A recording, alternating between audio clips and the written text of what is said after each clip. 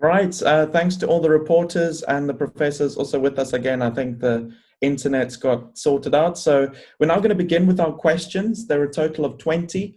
I'll be reading out the numbers so that we can all stay on track. And we wanted to start by getting a better idea of the coronavirus itself as to why it makes us sick and what the processes are when you test positive. So to start us off with our first question, we have Nuru. How and why does the coronavirus make you sick, and is it true that children do not become very sick with this virus and that many people that are positive do not have any symptoms at all?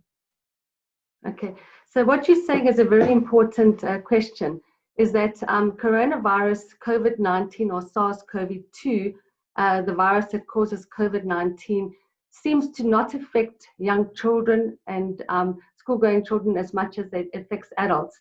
And so there may be many reasons for this. It may be that your immune systems are different. It also means that the virus receptors that the virus needs to get into the body, there are less of these receptors in little children. And also because children may have been exposed to other kinds of coronavirus before, there may be cross reaction which may cause you to have protection.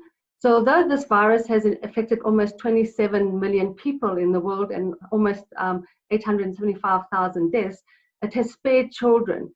And it has spared children largely because we think that you have a different immune response, and also the ACE2 receptors that you have are much less than we see in adults.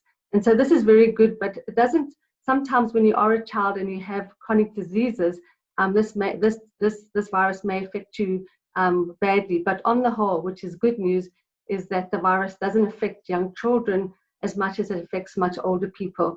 It's also true that a lot of people do have asymptomatic or mildly symptomatic disease. And that's what's so strange about this virus, is that even though a lot of people will have asymptomatic disease, there are people who are old, over 55, who have what we call comorbidities like hypertension, diabetes, and obesity, and who may have a much more worse outcome than people who just have normal infection.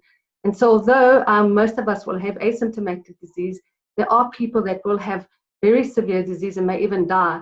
And so that's why it's our job to try and protect the other people from getting severe disease. And we do this by wearing masks, by keeping our distance, and by making sure that we wash our hands all the time.